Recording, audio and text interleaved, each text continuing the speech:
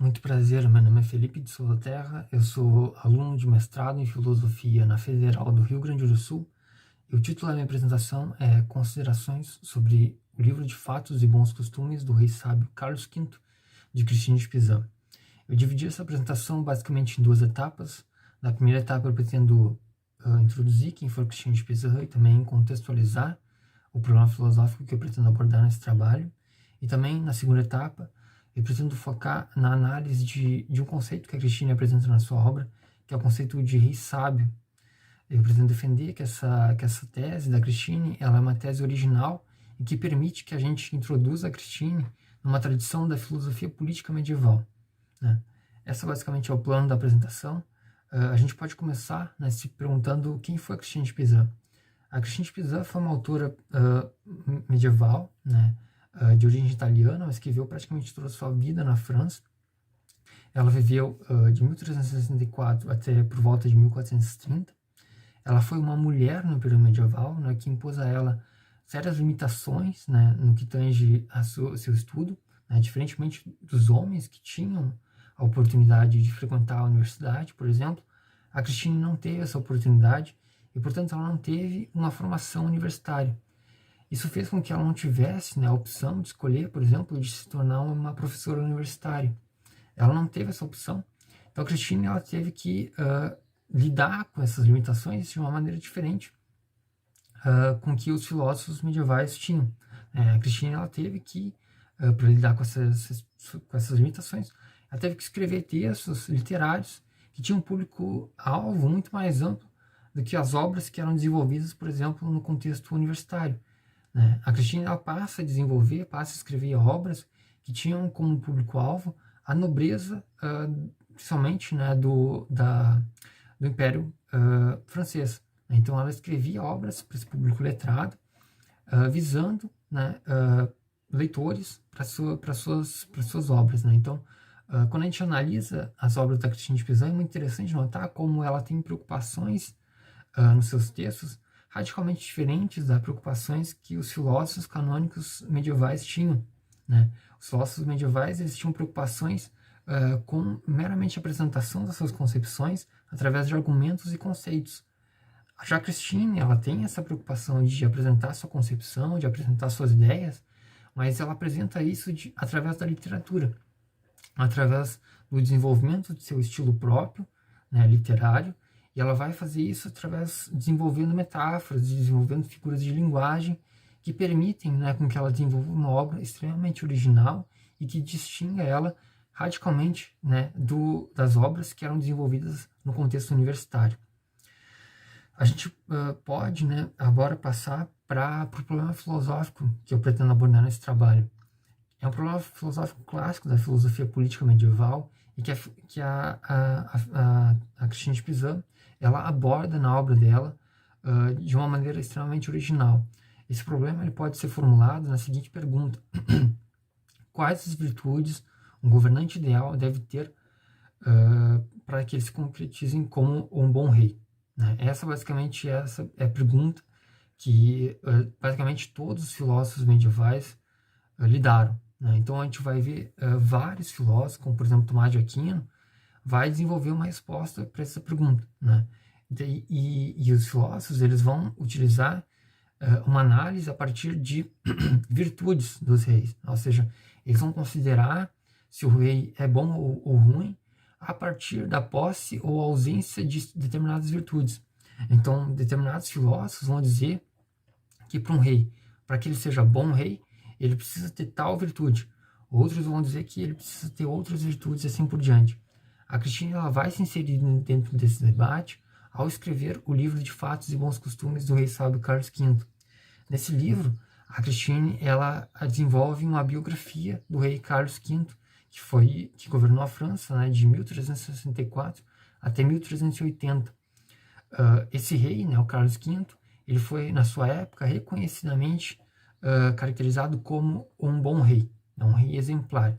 E a Christine ela toma esse caso para analisar, né, essa concepção de rei que ela tem, né? Então ela vai analisar essa concepção a partir da análise das virtudes que o rei Carlos V tinha. né? Então a Cristina ela vai defender que todos os reis, para que eles sejam bons reis, eles devem possuir tais virtudes. Segundo a Cristina elenca 3 tipos de virtudes que os reis devem possuir. São eles: a virtude do coração nobre, a virtude da cavalaria e a virtude da sabedoria. O que vai ser relevante para essa apresentação é a virtude da sabedoria, né? Mas só para contextualizar, a virtude do coração nobre é uma virtude que inclui virtudes morais, né, que fazem com que o rei seja moralmente bom. E isso permite, né, com que o rei seja um exemplo para os seus súditos. Isso faria, né, com que o rei pudesse governar melhor o seu reinado, né? Porque os seus súditos, se eles fossem morais e tivessem ações morais, eles não teriam, por exemplo, insurgências e seria muito mais fácil de governar. Já a virtude da cavalaria é uma virtude voltada principalmente para a defesa do seu território, né? Que é, por exemplo, em situações em que tem um reino contrário que está tentando invadir as suas fronteiras. Então, o rei, nessas ocasiões, ele precisa tomar decisões para defender o seu reinado, defender seus súditos, né? Então, ele precisa saber como defender, quais armas defender, né? Esquemas de ataque, enfim, cercar o exército inimigo e assim por diante. Então, o rei ele precisa ter essa virtude para saber como lidar com essas situações, né? Então, a Cristina vai chamar essa virtude de virtude da cavalaria. Já a virtude da sabedoria é o aspecto mais original da teoria da Cristina, porque é uma tese, a Cristina vai defender uma tese que nenhum outro filósofo da tradição medieval defendeu, que é a tese, né, segundo a qual os reis eles devem ter virtudes teóricas para que eles sejam bons reis. Ou seja, não é suficiente, segundo a Cristina, que os reis eles tenham virtudes práticas, né? Ou seja, que é somente essas virtudes que eu falei anteriormente. As virtudes, o rei, segundo a Cristina, ele deve ter virtudes teóricas e é somente através da posse dessas virtudes teóricas que o rei ele pode se concretizar como um bom rei, segundo a Cristina. Com isso, a Cristina ela está se distinguindo, como eu falei, radicalmente da tradição da filosofia política medieval, que consistia, né, por exemplo, entre outros, né, no caso de Egídio Romano, que foi um filósofo que influenciou muito a Cristina de Pizan. A Cristina leu a obra dele, principalmente a obra sobre o governo de príncipes, né, que foi escrito pelo Egídio em 1291. A Cristina ela se baseia nessa obra, mas ela vai recusar principalmente a tese do Egídio Romano, que diz que os reis eles não deviam se dedicar ao estudo de disciplinas teóricas. A Cristina vai defender justamente o contrário. Ela vai defender que os reis, sim, eles devem possuir virtudes teóricas, né? Como que a Cristina vai defender essa tese? Ela vai defender essa tese a partir de 2 argumentos básicos, né? O primeiro argumento consiste numa redução ao absurdo da tese do Egídio Romano, e o segundo argumento consiste num argumento positivo em que ela vai defender a sua própria concepção, a sua concepção pessoal particular, que é a concepção de rei sábio, né? Que é a concepção segundo a qual o rei, para que ele seja um bom rei, ele precisa sim possuir virtudes teóricas. Vejamos como acontece cada uma dessas etapas. A primeira etapa, a Cristina, como eu falei, ela vai utilizar um contra-exemplo à tese do Egídio Romano. O que seria um contra-exemplo? Um contra-exemplo, a gente pode pegar um caso mais simples, por exemplo, oferecer um contra-exemplo à tese de que todos os cisnes são brancos. Como que a gente pode oferecer um contra-exemplo para essa tese? É mostrando um caso de um cisne que não é branco, como, por exemplo, um caso de um cisne que é preto. Com isso, a gente mostra, né, que essa tese universal, a gente mostra que essa tese é falsa. Ou seja, não é verdade que todos os cisnes são brancos. Há pelo menos um caso de um cisne que não é branco, né? Então, com isso a gente mostra a falsidade dessa tese. Essa estratégia é a mesma estratégia que a Cristina utiliza contra o Egídio Romano. Ela vai mostrar que ela vai utilizar o exemplo do Carlos V como um contra-exemplo à tese do Egídio Romano. O Egídio Romano dizia que nenhum rei devia se dedicar ao estudo de disciplinas teóricas, e a Cristina vai oferecer um contra-exemplo a essa tese, mostrando o caso do Carlos V, que foi um bom rei e que, não obstante, ele se dedicou sim ao estudo de disciplinas teóricas.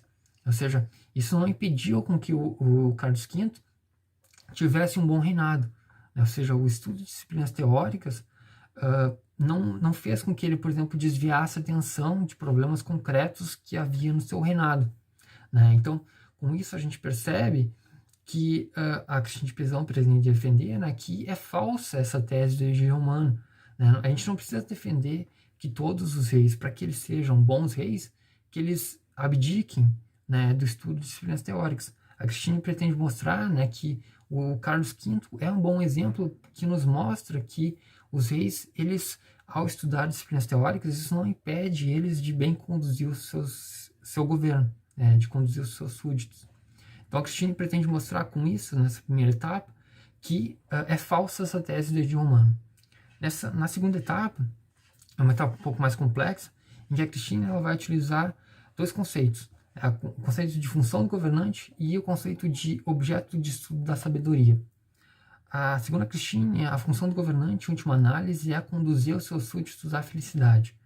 No período medieval, além da felicidade terrena que a gente tinha, em última análise, a felicidade para os medievais consistia na felicidade completa que abarcava a visão de Deus, né? Então, em última análise, para Christine, a função do governante é conduzir os seus súditos à felicidade completa, que é a visão de Deus. Então, ela liga essa função do governante ao Deus cristão. A segunda etapa, a Christine vai analisar, né, qual que é o objeto de estudo da sabedoria, e ela vai fazer isso a partir dos textos de Tomás de Aquino. Os textos de Tomás de Aquino, eles identificam a metafísica como uma sabedoria, e eles vão dizer que a metafísica ela tem como objeto de estudo as causas das coisas, e entre essas causas está Deus cristão, né? Porque o Deus ele cria todas as coisas, e todas as coisas que existem são criaturas divinas, né? São criaturas que passaram a existir por vontade divina, né? Então, com isso a gente consegue perceber, concluindo, que a Cristina ela consegue unir esses dois elementos, né? Ela vai, a partir da função do governante e do objeto da metafísica, ela vai unir todos esses dois elementos na figura do Deus cristão, né? Porque o governante, para que ele bem consiga cumprir a sua função, ele precisa conduzir seus súditos à felicidade completa, que inclui Deus. Em última análise, o que a metafísica faz é estudar Deus. Então, com isso, a gente percebe que a Christine ela unifica esses dois elementos e ela mostra, né, que para o governante, ele deve, em última análise, conduzir seus súditos à felicidade completa, e para isso, segundo a Christine, ele deve ter conhecimento desse Deus. E, em última análise, esse conhecimento é dado pela metafísica. Então, a Christine vai defender que os reis eles devem, de alguma maneira, estudar a metafísica para conseguir conduzir os seus súditos à felicidade. Então, o rei, para que ele se caracterize como um bom rei, para que ele cumpra bem essa função, conduzir os seus súditos à felicidade, ele deve estudar disciplinas teóricas. Com isso, a Christine mostra, né, que é falsa, novamente, aquela tese da Giomano que dizia que não precisa estudar disciplinas teóricas. A Christine está mostrando precisamente aqui, né, que justamente os reis eles precisam, né, estudar a metafísica e disciplinas teóricas para que eles consigam conduzir os seus súditos à felicidade completa. Essa basicamente é o argumento da Christine, é um argumento extremamente original. Como eu falei, nenhum outro filósofo da tradição política medieval defendeu essa tese.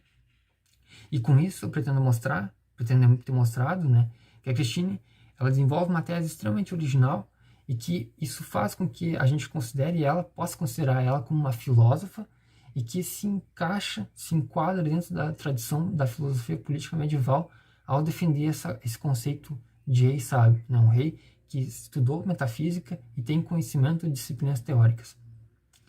É isso que eu tinha para apresentar nessa apresentação. Muito obrigado.